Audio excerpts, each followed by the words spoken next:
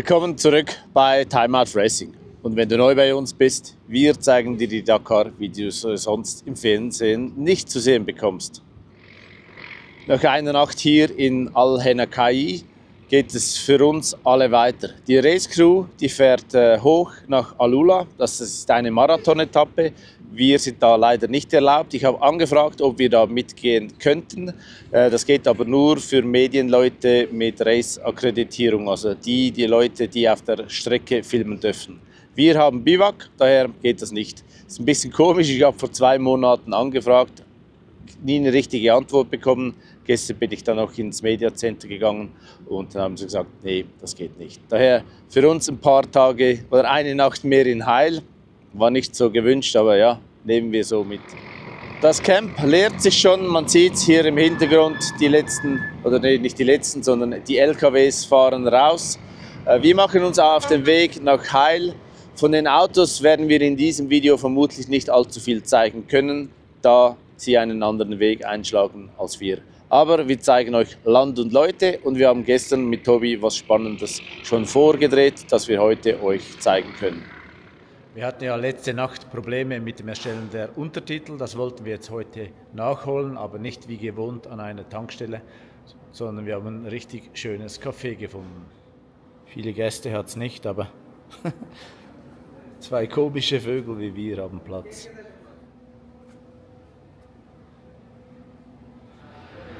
Auch wenn der Service nicht funktioniert und ich mich richtig nerve darüber, das Café ist der Hammer. Schöne Croissant, guter Kaffee, gemütliche Atmosphäre, wunderbar. Auch das beste Kaffee nach 1,5 Stunden hier am PC. Ich gebe auf, es funktioniert nicht. Ich habe andere Anbieter gesucht, die denselben Service erbringen, aber irgendwie scheint da YouTube eine Restriktion neu eingeführt zu haben. Das hat mir auch der Support von diesem Serviceanbieter gesagt. Daher aktuell keine Untertitel in Englisch, Französisch und Spanisch, aber wir geben nicht auf. Ich schaue heute Abend nochmal.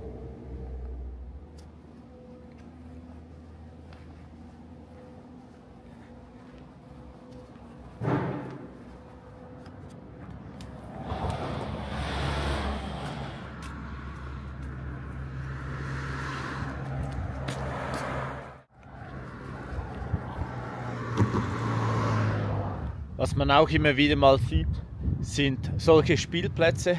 Gibt es eigentlich fast in jeder größeren Stadt. Der Unterschied zu uns, die sind nicht tagsüber besucht, sondern nachts. So nach 10 Uhr vielleicht ist hier richtig Betrieb, viele Kinder am Spielen, vermutlich wegen der Wärme, nicht jetzt, wie es jetzt ist, aber sicher im Sommer. Oder im Süden, da war nachts immer viel Betrieb auf diesen Spielplätzen. Sind immer schön gewartet, sehen sauber aus. Und hier hat es auch noch ein bisschen Rasen.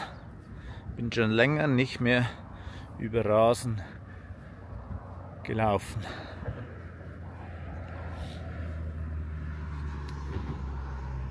So, jetzt ist es Zeit für uns, Richtung Heil aufzubrechen.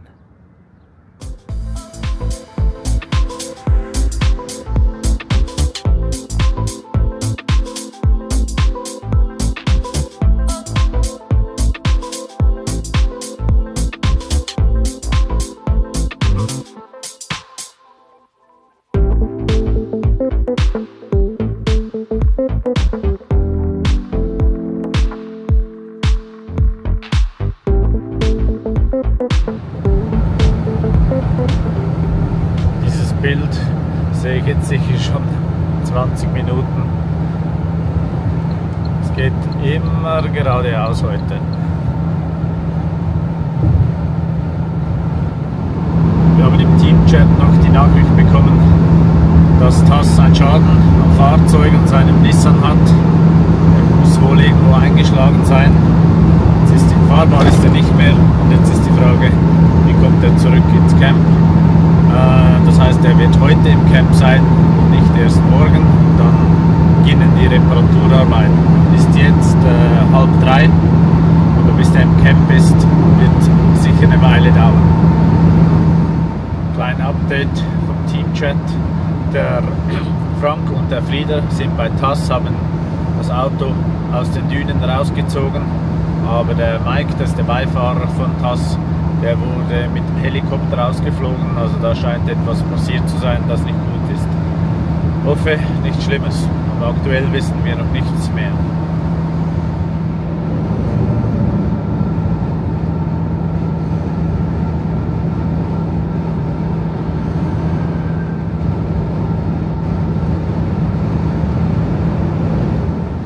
Tja, etwa 80 Kilometer später sieht es so aus.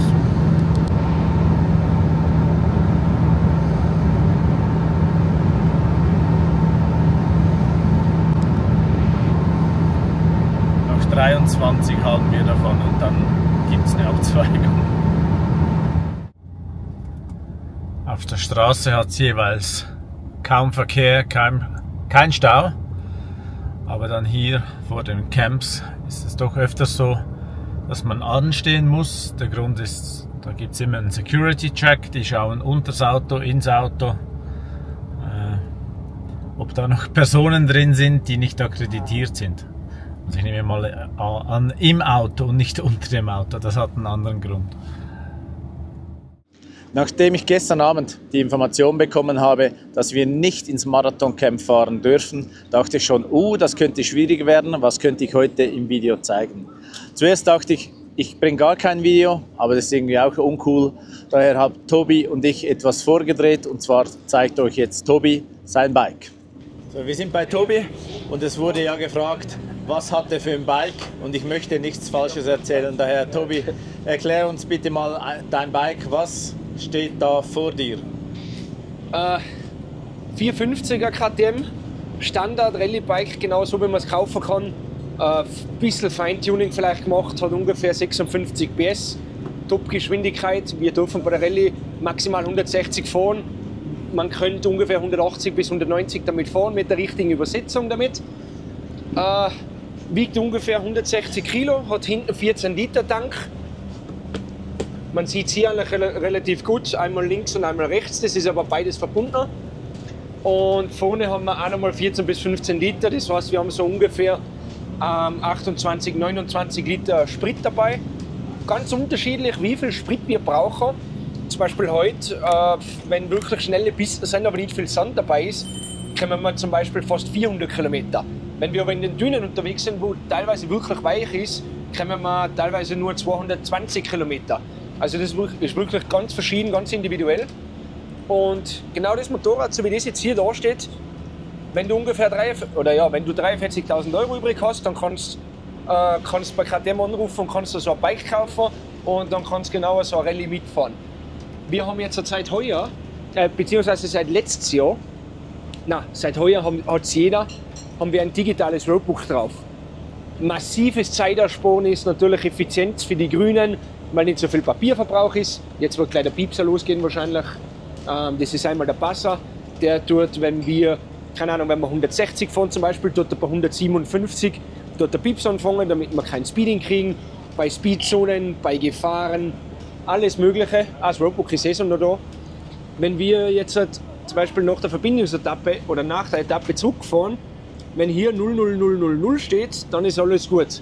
Aber wenn es zum Beispiel da steht Speeding 1 oder so, dann kannst du sicher sein, dass du eine Zeitstrafe kriegst. Also das ist wie ein GPS aufgebaut. Wir können da verschiedene Einstellungen tätigen. In der Früh müssen wir es zum Beispiel ganz runterdrehen, weil es ansonsten so blendet.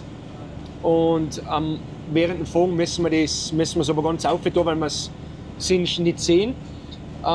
Mit dem Code, was man da eingeben kann, mit dem tust du sozusagen das Roadbook aktivieren und mit dem tut das dann erscheinen. Das tut es immer automatisch, sprich da ist beim Fahrerlagerausgang ein Punkt markiert und wenn wir da hinfahren, dann poppt es automatisch auf. Jetzt sage ich da jetzt zum Beispiel uns an 220 Meter bis zum nächsten Waypoint, sprich das ist genau, wo wir hinten beim Fahrerlager reingefahren sind. Wir haben hier einmal den Hebel zum Fahren zurückschalten während dem Fahren. Hier diese Knöpfe können wir betätigen, die sind für den Tripmaster zum Rauf- und Runterschalten, um das Ganze zu adjustieren, weil du willst natürlich, dass bei den Abzweigungen, dass das natürlich alles übereinstimmt immer. Und weißt du, wenn jetzt zum Beispiel, keine Ahnung, eine 10 Kilometer Linie fährst mit Links-Rechts-Kurve, kommst du nie auf das gleiche Ergebnis. Der andere fährt außen, der andere innen und damit tut man das halt adjustieren. Hier haben wir nochmal eine Geschwindigkeitsanzeige und hier zeigt er uns den Cap an, die Kompassrichtung, die wir fahren müssen. Der ist jetzt halt auf 0, weil er nämlich nicht aktiviert ist, beziehungsweise er funktioniert nur, wenn sich das bewegt. Und die zwei, seit es das Roadbook jetzt so gibt, das Digitale, sind die zwei jetzt nicht unnötig, aber wir können das Roadbook zum Beispiel auch auf einer Enduro verbauen und können zum Beispiel sagen, okay, wir machen jetzt All-in-One und dann haben wir alles auf dem Tablet. Sprich, wenn ich jetzt eine Enduro habe und ich will mir das draufbauen, dann kann ich das einfach so drauf tun. Aber dadurch sind natürlich die Noten kleiner und wenn du mit 150, 160 dahin fährst, willst du das natürlich so groß wie möglich haben. Deswegen habe ich das persönlich auf Fullscreen. Gibt es das Tablet von einem Hersteller oder von mehreren? Im Grunde genommen kannst du jedes Tablet hernehmen. Du brauchst nur die App dazu. Terra Pirata kannst du da runterladen und dann kannst du auf Rallye Navigator zum Beispiel selber Roadbook schreiben und das selber draufladen. Keine Ahnung, du kannst zum Beispiel auch von dir daheim in die Arbeit ein Roadbook machen, wenn du mal langweilig ist oder wenn du mal sehen willst, wie das läuft. Oder aber auch wirklich professionelle Roadbooks in der Wüste, wenn du das trainieren willst oder mal probieren willst. Also mit dem gibt es wirklich keine Grenzen und das macht halt echt Spaß und tut halt das Rallye-Trainieren echt sehr vereinfachen, weil davor hast du müssen schreiben, dann hast du müssen kontrollieren, dann hast du müssen ausdrucken, dann nur mal kontrollieren, nachbearbeiten und so ist es einfach eine PDF-Datei. Wenn jetzt etwas zu ändern ist, dort das der Veranstalter ändern und es wird an jeden sozusagen reingeschickt. Also ist schon sehr angenehm. Es waren am Anfang ziemlich viele dagegen, wegen den Spiegeln und alles, aber es ist wirklich super, muss ich sagen, und vor allem sehr, sehr zeitsparend in der Früh. Und weil wenn du denkst, da sind teilweise 800, 900 Kilometer drauf und das musst du die Papierrolle einwickeln, da machst du schon mal 10 Minuten einplanen, damit du nur das außer tust, das Alte und das Neue wieder rein tust. Von dem her ist das wirklich eine super Erfindung, finde ich. Und vor allem muss man halt auch sagen, ein bisschen grün sind wir ja recht. Wenn du denkst, bei der Dakar sind, keine Ahnung, was sind insgesamt 400 Teilnehmer? Ja. 400 Teilnehmer.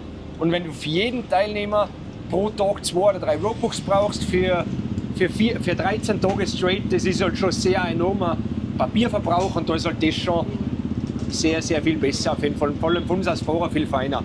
Wenn du an dem Bike etwas optimieren könntest für die nächste Version, gibt es da was? Und wenn ja, was wäre das? Also für mich persönlich, die Reifen sind zwar sehr hart, heben sehr gut, aber sie haben fast ein bisschen zu wenig Profil. Teilweise, wenn du in die sandigen Pisten fährst, du brauchst einfach teilweise extrem lange, bis du auf die Topgeschwindigkeit von 160 km/h bist. Das ist eigentlich das Einzige. Ansonsten ist es wirklich ein super Bike. Also im Gegensatz zum vorherigen Modell ist das halt wirklich sehr viel die schlankere Version und wirklich eigentlich wie ein Enduro. Wie gesagt, wiegt ungefähr 163 Kilo. Ist also echt nicht schwer, sage ich mal, im Gegensatz zu vor 20, 30 Jahren mit den 230 Kilo Böckern, wo sie 200 gefahren sind. Also das ist wirklich etwas, was vielleicht noch interessant ist, was nicht jeder kennt. Das ist der Speedbumper, der Lenkungsdämpfer. Den können wir auf weicher und härter drehen. Und wenn wir zum Beispiel schnelle Passagen fahren, dann tun wir den teilweise härter drehen. Standardmäßig haben wir den aber auf 11 Klicks. Also auf Soft ganz auf und dann 11 Klicks zu. Das bedeutet, wenn du jetzt zum Beispiel auf der Geraden fährst und du kriegst schnell einen Schlag, dann tut das nicht gleich etwas. Sprich, dann tut der das abdämpfen. Weil sonst kriegst du halt einen Schlag und ja, dann ist es halt gleich mal vorbei. Und da ist der wirklich teilweise lebensrettend, muss man sagen. Ich persönlich würde bei dem Bike, ich bin kein Konstrukteur, ich bin nur der Fahrer. Also ich persönlich finde, es ist ein super Bike und von dem her finde ich das echt super, so wie sie es gemacht haben. Ich hoffe, ich habe es euch ein bisschen erklären können.